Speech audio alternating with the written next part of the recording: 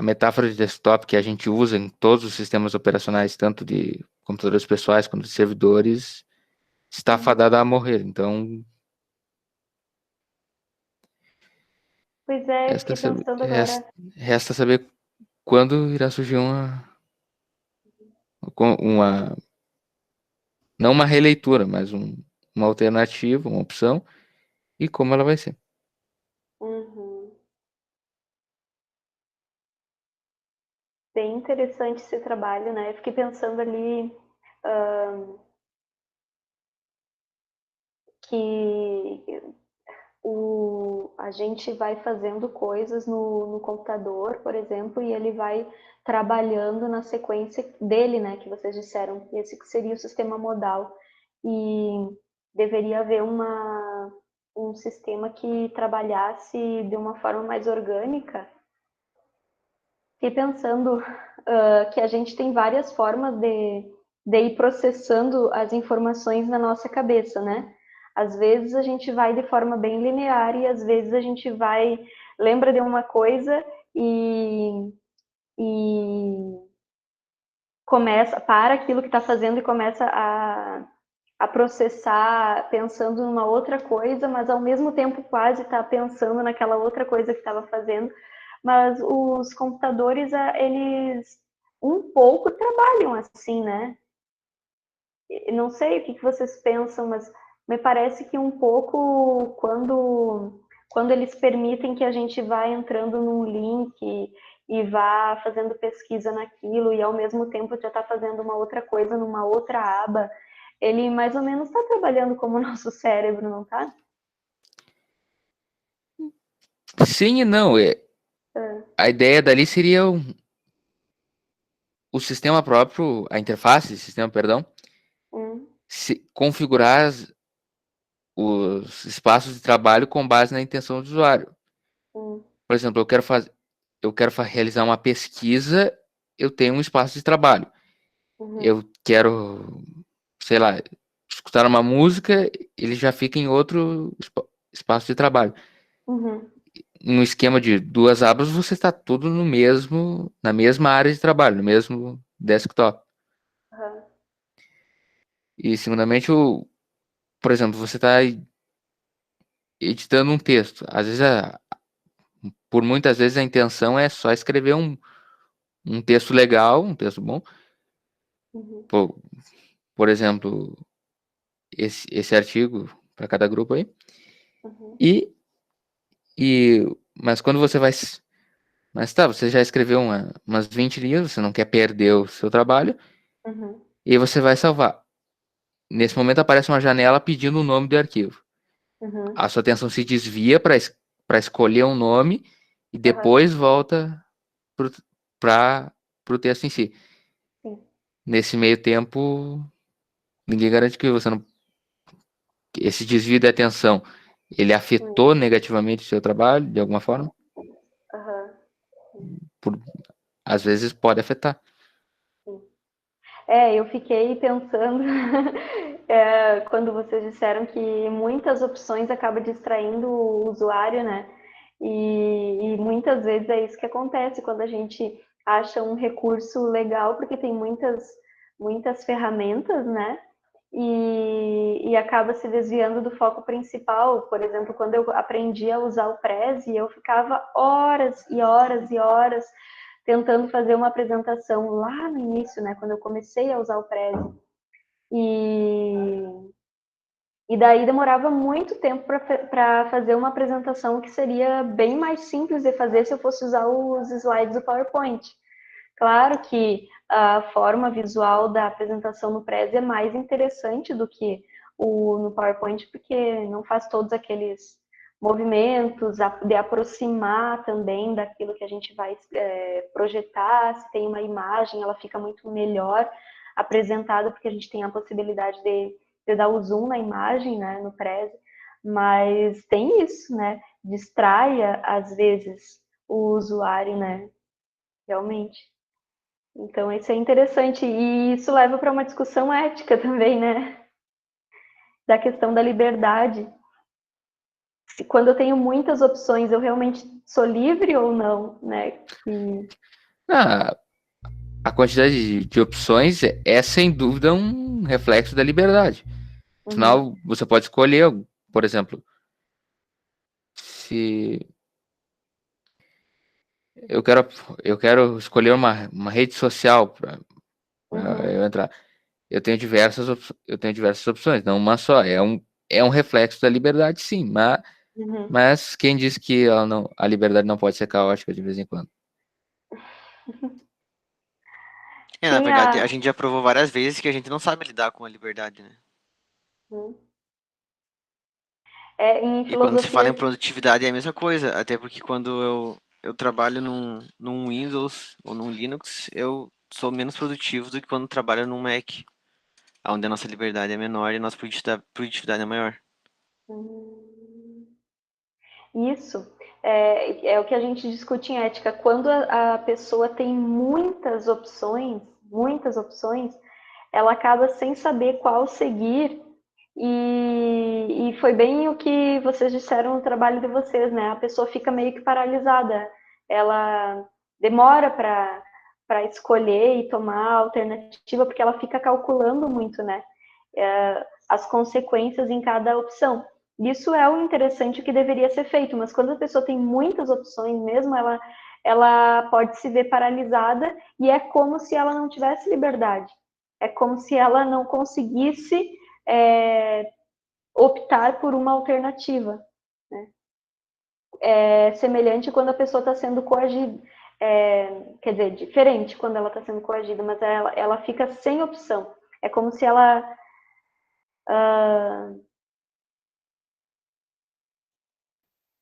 desculpa que É um embaralhou um pouco a caos. minha. É um caos. É como se fosse isso. Quando ela tem muitas opções, ela fica paralisada, ela não sabe para onde ir, né? Ela fica aqui É como processando aqui, ela não sabe o que fazer. Quando É tem como muitas o Leonardo opções. falou, segundo a lei de Hick, quanto maior for a vastidão das opções que o ser humano tem, não só na computação, até porque essa lei Uhum, não tem a ver com a computação, tem a ver com experiência do usuário em geral. Seja para uhum, escolher um aplicativo, para escolher um carro, um apartamento, qualquer coisa. uhum, Elas, quanto maior a quantidade de opções, mais difícil vai ser escolher e menor desempenho, uhum, o menor tempo, ou, quer dizer, o maior tempo, perdão, uhum, você vai, você vai levar para tomar uma decisão, para realizar a tarefa, chegar no objetivo que se deseja, uhum, porque você vai acabar se concentrando mais na quantidade de opções, na quantidade de meios que você tem para chegar a uhum, um fim, do uhum, que em simplesmente chegar a esse fim. uhum. É, Claro, tipo, sem dúvida é um reflexo da liberdade, até porque senão muitas coisas não evoluiriam, mas Uhum. caótico, sim. Fala, Leonardo. não, às vezes, tipo, tu vai fazer alguma tarefa assim, e tu tá com aquela a tarefa já pensar na tua cabeça, tu acaba entrando na ferramenta e aí tu começa a ver todas aquelas opções e daí teu foco desvia da tua tarefa principal e tu acaba Uhum. que tu demora mais tempo para fazer ela porque tu acha que tu fica olhando as outras coisas que tem. Isso.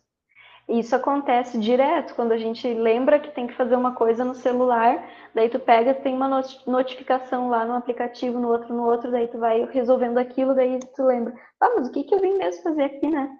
E isso é bem fácil de observar no nosso dia a dia, o que antigamente não acontecia quando a gente não tinha tantas distrações, né? Assim, no trabalho a gente tinha que fazer alguma coisa e era muito mais produtivo, porque não tinha tantas notificações.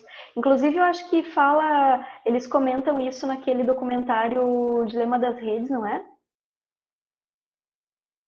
Não sei se vocês já viram, Sim, É, já vimos. mas É, que os próprios, desculpa, João Vicente, só deixa eu comentar, que os próprios desenvolvedores dos aplicativos, eles disseram que desabilitaram todas as notificações do... Agora eu não me lembro, já faz uns dias que eu assisti, não sei quem que era que estava falando isso especificamente, mas eles disseram assim que eles desativaram todas as notificações porque senão eles ficam envolvidos nisso e também é uma forma de controle, né, que os próprios desenvolvedores criam para prender a pessoa a usar o aplicativo deles, né? E daí eles diziam que mandavam uma notificação para alguém lá só para ver se ele ia responder para a pessoa. Ficavam controlando o comportamento da pessoa, né? Ah, será que ele vai mandar um oi para fulana lá? Né? Que eles mandaram uma notificação de que ela visualizou a mensagem ou algo do tipo. E daí a pessoa fica refém daquilo, né? Porque ela fica com uma ânsia de responder. Quando ele ficava muito tempo sem mexer no celular, daí aparecia uma notificação para tentar fazer ele voltar a usar e tal. Isso aí, isso aí. É um esquema de uns programas enormes que são escritos nas redes sociais, sim. Uhum. Só que, pra ser sincero, isso é desrelacionado com o trabalho, tá? Uhum. Mas esse filme não é que eu tenha achado ele ruim, mas é que ele ficou, algumas partes acabaram ficando subjetivas, Uhum. e aí quem não trabalha em uma área relacionada à tecnologia pode cair em algumas armadilhas. Uhum.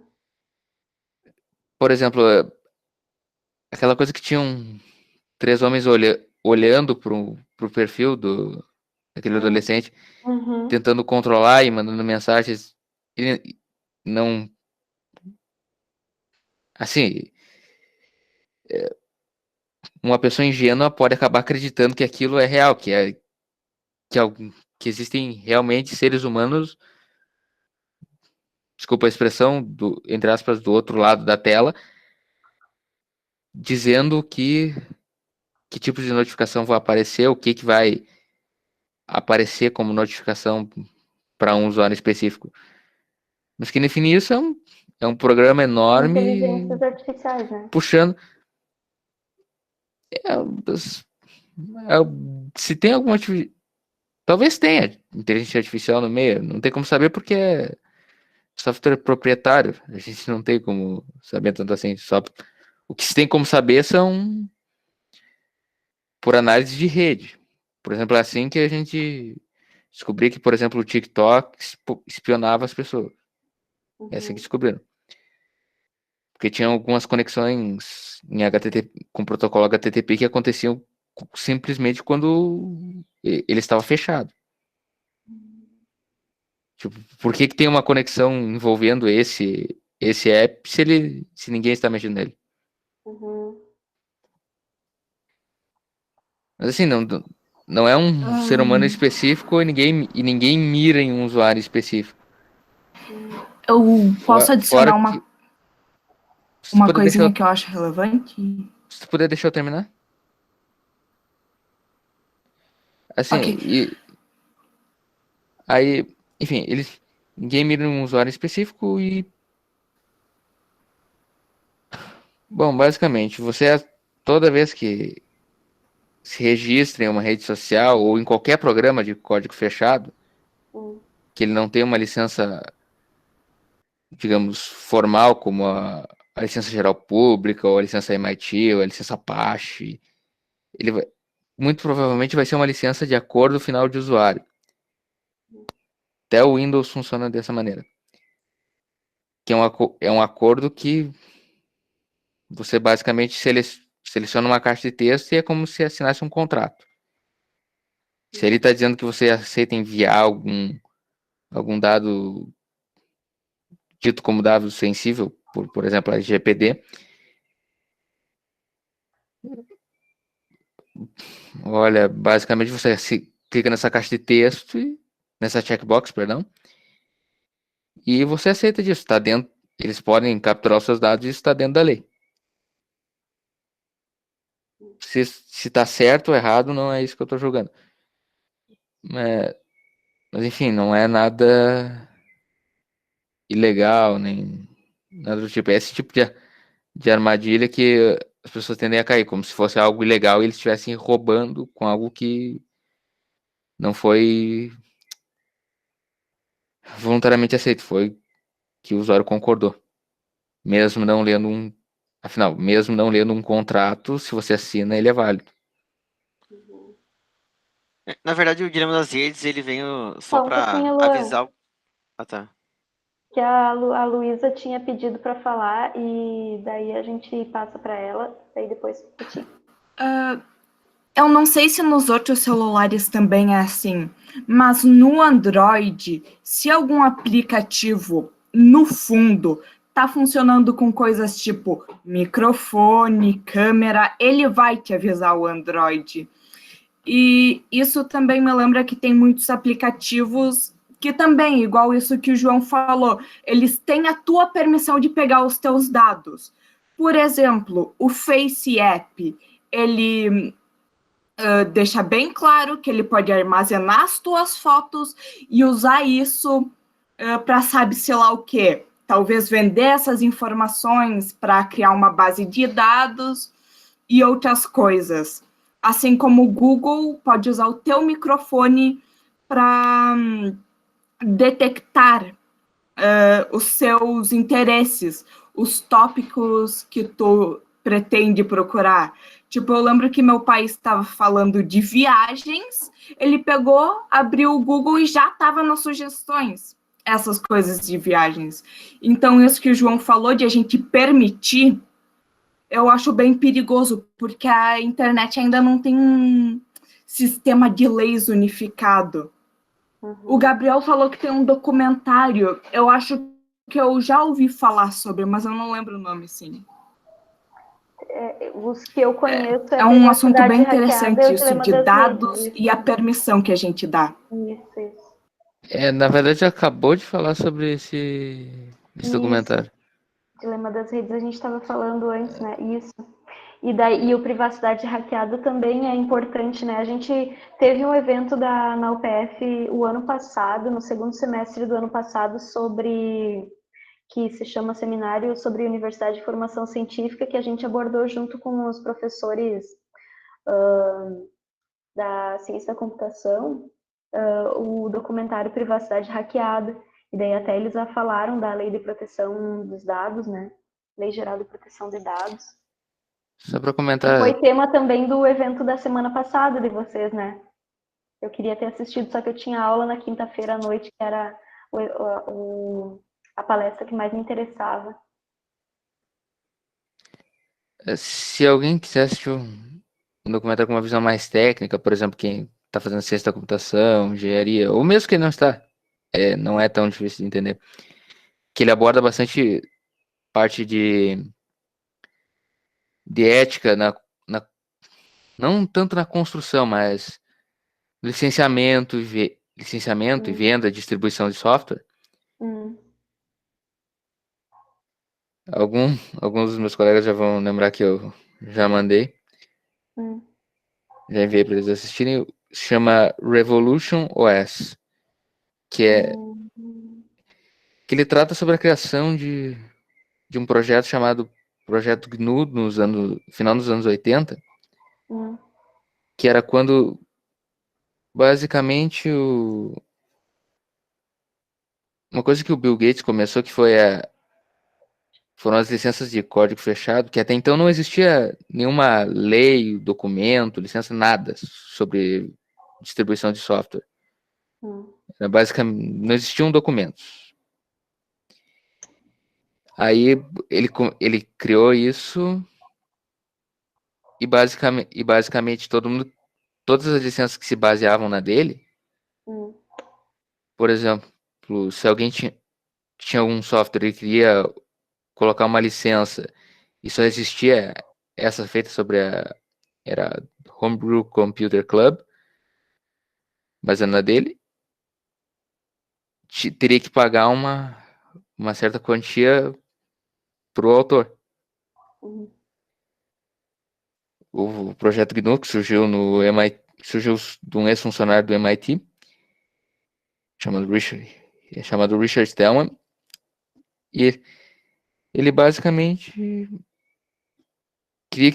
queria que o software fosse liberado tanto com os programas executáveis para quem simplesmente jogar no desktop e usar, quanto o código-fonte liberado para todo mundo. E nesse meio começou a ideia de criar um sistema operacional livre. Isso culminou alguns anos depois com o Linux. Eu não vou me alongar muito nisso. Vou jogar o nome no chat, quem quiser assistir. Revolution OS, é isso? Isso eu vou mandar o link. Eu anotei ali também. Então tá, pessoal, estamos com 31 minutos, vamos finalizar a apresentação, então, os comentários do grupo.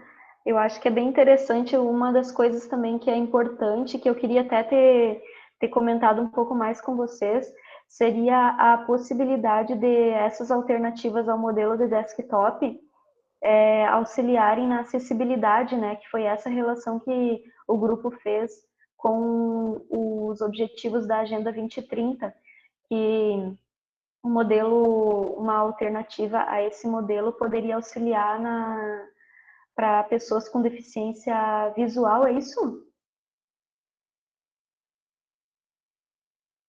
Quem que poderia comentar um pouco? As alternativas poderiam auxiliar para pessoas que têm deficiência visual, auditiva, é isso? Eu acredito, até estava comentando, agora me lembrei que no trabalho de vocês, eu pensei que poderia auxiliar essas pessoas que têm deficiência, que são tetraplégicas, tipo aquele pesquisador que faleceu agora há pouco, que me fugiu o nome. Stephen Hawking? O Steve Hawking, que é isso? Isso é possível, dependendo da ferramenta de interação, quer dizer, de alguma ferramenta de interação futura. Quer dizer, não tem como. Basicamente, acredito que todos nós aqui já temos nascido numa época que um mouse já era a ferramenta padrão de interação com o computador. Então é uma coisa realmente difícil de pensar em numa ferramenta, uma opção a essa ferramenta quando nós já nascemos dentro dessa mentalidade. Claro, pode citar os dispositivos mobile que usam o próprio dedo do usuário para navegar, mas é uma ideia relativamente simples. Quem é que nunca havia pensado como é que era arrastar um elemento da tela com o próprio dedo? Mesmo que as telas touchscreen não existissem, isso seria uma ideia simples. Só que nesse caso teria que arrastar e abrir e fechar documento com uma piscada, né? Na verdade, eu acho que o Google Glasses já teria alguma função desse tipo. Eu não conheço esse. Na verdade, eu acho que esse projeto do Google faliu, mas a ideia era legal. O Só Google não foi abandonado mesmo. Desistiu. Como? Ele foi abandonado. E aí que é interessante a gente refletir, né? Por que foi abandonado? Retorno financeiro, era muito caro, era simplesmente muito caro, porque como é que ia manter umas... Basicamente era um microprocessador dentro de um óculos. E você manter energia para isso, duas opções. Ou a bateria ia ser muito fraca, ou teria que colocar... Bom, basicamente fazer um contrato, eu não lembro com que empresa foi, acho que foi com a LG, mas eu não tenho certeza. Para fazer baterias. E elas acabariam sendo muito caras ou seriam muito fracas. Nesse caso, acabou que praticamente ninguém comprou os óculos. Pois é. É um problema, assim, quando esbarra na questão econômica, né? Porque daí a inclusão que poderia acontecer, porque tem muito poucas pessoas que iriam demandar esse tipo de equipamento, né? E daí acaba se tornando muito caro, com pouco retorno financeiro. Tem o lado compreensivo da situação, né? Ninguém vai investir tanto dinheiro assim numa coisa que tem pouco retorno financeiro. Por outro lado, fica uma população desassistida porque não tem condições de ter autonomia, né, para fazer tarefas, porque não existe um equipamento para eles, né? Então, tem toda essa questão social da exclusão e da questão econômica que está implicada no desenvolvimento desses equipamentos, né, da tecnologia, para ter acessibilidade. E o problema da Agenda 2030, que se quer minimizar, é a exclusão, né? Se quer incluir todas as populações, todas as diferentes populações que tenham acesso à informação, que tenham possibilidade de fazer e ter autonomia, né, para realizar seus interesses, e a tecnologia poderia vir a auxiliar, só que esbarra na questão econômica, né? Mas então tá, pessoal, muito bem. Boa, interessante o trabalho do grupo, né? Interessante que vocês se interessaram em buscar, em pesquisar sobre esse tema que vocês perceberam que é um problema, porque é uma metáfora que talvez já está ultrapassada e que precisa de uma solução, né? Se a gente não se interessa por isso, não percebe como um problema, a gente não investe numa solução, numa alternativa, né? Então é interessante que vocês fizeram isso. Vamos passar para o próximo grupo. Obrigado. Isso. Parabéns.